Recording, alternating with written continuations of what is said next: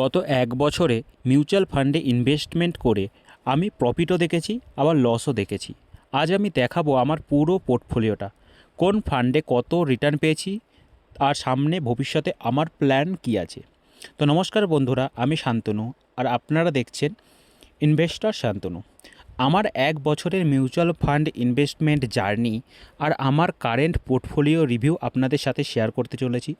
এটা পুরো জেনুইন একটা পোর্টফোলিও রিভিউ হতে চলেছে। বিগত এক বছরে আগে আমি এসআইপি চালু করেছিলাম ফিউচার গোলের জন্য। প্রথম দিকে মার্কেট ওঠানামা দেখে একটু টেনশনও হচ্ছিল, কিন্তু এসআইপি আমি কন্টিনিউ করেছি। তো পোর্টফোলিওটা আমি তোমাদের সাথে শেয়ার করব। এখানে তুমি এক এক করে ফান্ডগুলি দেখাবো, আর ফান্ডগুলি দেখার পরে অবশ্যই জানাবে যে পোর্টফোলিওটা কেমন হয়েছে। আর ভিডিওটি ভালো লাগলে অবশ্যই চ্যানেলটিকে সাবস্ক্রাইব করবে, আর নতুন বিগিনার হলে অবশ্যই বন্ধুদের সাথে শেয়ার করবে। তো রয়েছে এইচডিএফসি মিড ক্যাপ ফান্ড, যেটাতে আমি ৬৯,৯৯৬ টাকা বিনিয়োগ করেছি, যেটার এখন বর্তমান মূল্য ৭৫,৩১১ টাকা। এতে আমার এসআইপি চলেছে, বেশ কিছু টাকা প্রফিটেও এতে আমি আছি। যারা মিড ক্যাপ সেক্টরের মধ্যে একটি ভালো ফান্ড খুঁজছো, অবশ্যই এইচডিএফসি মিড ক্যাপ ফান্ডটিকে দেখতে পারো। পরবর্তী ফান্ডটি রয়েছে HDFC retirement savings equity fund, যেটাতে আমি ১০,০০০ টাকা লামসাম অ্যামাউন্ট বিনিয়োগ করেছিলাম, যেটার এখন বর্তমান ভ্যালু ১০,৩২৭ টাকা। বেশ কিছু টাকা এতে আমি প্রফিটে রয়েছি।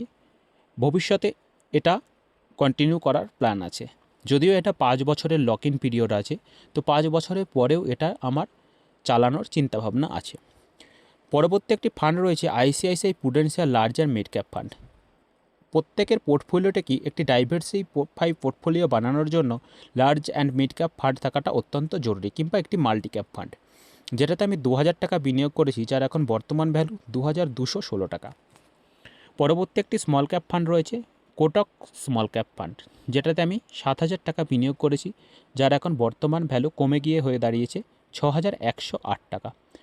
বেশ কিছু প্রফিট লস এতে আমি দেখেছি, কিন্তু বর্তমান টাইমে এটা লসে রান করছে। পরবর্তী একটি ফান্ড রয়েছে Motilal Oswal large and mid cap fund, যেটাতে আমি ৫২,০০০ টাকা বিনিয়োগ করেছি, যেটা এখন কমে গিয়ে হয়ে দাঁড়িয়েছে ৪৯,৫৮৫ টাকা। কিছু টাকা লসে রান করছে, কিন্তু এই ফান্ডটির ওপর আমার ভবিষ্যতে বিশ্বাস আছে কি আগামী দিনে একটি ভালো রিটার্ন জেনারেট করবে।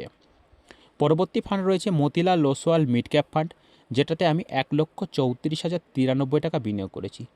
মতিলাল ওসওয়াল ফান্ড বিগত ১ থেকে ৩ বছরে ভালো পারফরমেন্স করেছে, কিন্তু বর্তমান টাইমে মার্কেটের খারাপ অবস্থা থাকার জন্য ভালো পারফরমেন্স দিতে পারছে না। কিন্তু এই ফান্ডটি যতদিন মার্কেট ভালো থাকে সেদিনকে সবচেয়ে ভালো রিটার্ন দিয়ে থাকে। তো মার্কেট যখন আবার নিজের রূপে দেখা দেবে, তখন বিশ্বাস আছে এই ফান্ডটি ভালো রিটার্ন দেবে ভবিষ্যতে। তো তোমাদের কার কার পোর্টফোলিওতে Motilal Oswal mid cap fund আছে অবশ্যই কমেন্ট করে জানাবে। পরবর্তী একটি স্মল ক্যাপ ফান্ড রয়েছে Nipon India small cap fund, যেটাতে আমি ৩৪,০৯৮ টাকা বিনিয়োগ করেছি, যেটা কমে গিয়ে হয়ে দাঁড়িয়েছে ৩২,৪৮২ টাকা। বেশ কিছু টাকা নেগেটিভে রান করছে, তো এতে আমার এসআইপি কন্টিনিউ আছে, এবং আগামী দিনেও এই স্মল ক্যাপ ফান্ডটিতে আমার এসআইপি কন্টিনিউ থাকবে। তো তোমাদের কার কার পোর্টফোলিওতে Nipon India small cap fund আছে? একটি স্মল ক্যাপের মধ্যে নিপন ইন্ডিয়া স্মল ক্যাপ সবচেয়ে একটি ভালো ফান্ড আমার মনে হয়। তোমাদের কার কার এমন মনে হয় অবশ্যই কমেন্ট করে জানাবে। পরবর্তী একটি ফান্ড রয়েছে পরাগ পারিক ফ্লেক্সি ক্যাপ, যেটাতে আমি ৪৯,০০০ টাকা বিনিয়োগ করেছি, যার এখন বর্তমান ভ্যালু ৪৯,২০৯ টাকা। বেশ কিছু টাকা পজিটিভে রয়েছে। আমার নিজের পোর্টফোলিওটাকে ডাইভার্সিফাই বানানোর জন্য আমি একটি ফ্লেক্সি ক্যাপ যোগ করেছি, তবে ফ্লেক্সি ক্যাপ হিসাবে আমি পরাগ পারিক ফ্লেক্সি ক্যাপ বেছে নিয়েছি। তোমরা যারা ফ্লেক্সি ক্যাপের মধ্যে বিনিয়োগ করতে চাও, এইচডিএফসি ফ্লেক্সি ক্যাপ আছে, এইচবিএসসি ফ্লেক্সি ক্যাপ আছে, মতিলাল ওসওয়ালের ফ্লেক্সি ক্যাপ আছে, এবং পরাগ পারিক ফ্লেক্সি ক্যাপ আছে। আমি এর মধ্যে পরাগ পারিক ফ্লেক্সি ক্যাপটাকে বেস্ট মনে হয়েছে, এই জন্য আমার পোর্টফোলিওতে রেখেছি। পরবর্তী একটি ফান্ড রয়েছে এসবিআই কন্ট্রা ফান্ড। এসবিআই ফান্ডগুলি সকলের কাছে প্রিয় হয়ে থাকে, এই জন্য এসবিআই কন্ট্রা ফান্ড আমি একটি পিএসইউ সেক্টরকে রেখেছি। তো এতে আমি ৪০,৭৭১ টাকা বিনিয়োগ করেছি, যার এখন বর্তমান ভ্যালু ৪১,৪৫৮ টাকা। বেশ কিছুদিন এতে আমি লামসাম অ্যামাউন্টও, যখন মার্কেট নিচে থাকে আমি লামসাম অ্যামাউন্ট বিনিয়োগ করি, এবং আগামী দিনেও এই ফান্ডটি আমি চালাতে থাকব। এসবিআই স্মল ক্যাপ রয়েছে 4,000 টাকা বিনিয়োগ করেছি, 3,581 টাকা যার এখন বর্তমান ভ্যালু। এই ফান্ডটি আমার কাছে বেশ কিছু স্মল ক্যাপ ফান্ড আছে, নিপন ইন্ডিয়া স্মল ক্যাপ রেখে বাকি ফান্ডগুলি আমি 1 বছর পূর্ণ হলে এই ফান্ডগুলি আমি সুইচ করব। পরবর্তী একটি ফান্ড রয়েছে স্মল ক্যাপের মধ্যে, টাটা স্মল ক্যাপ ফান্ড, যেটাতে 9,000 টাকা বিনিয়োগ করেছি, যার এখন বর্তমান ভ্যালু 7,935 টাকা। এই ফান্ডটিকেও আমি 1 বছর হয়ে গেলে আমি এই ফান্ডটিকেও সুইচ করব। এই ফান্ডগুলি কিছুদিন লসেও ছিল, কিন্তু এখনও রিকভার করতে পারিনি।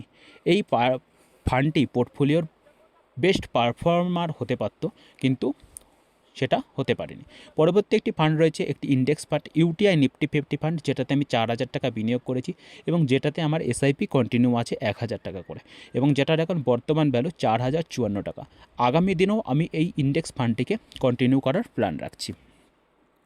তো বিগত 1 বছরে আমি যা যা শিখতে পেরেছি, মার্কেট ফল হলেও কখনো প্যানিক করা উচিত না, আর এসআইপি কন্টিনিউ করাটাই আসল স্ট্র্যাটেজি হতে পারে যদি আগামী দিনে আপনাকে ভালো রিটার্ন জেনারেট করতে হয়।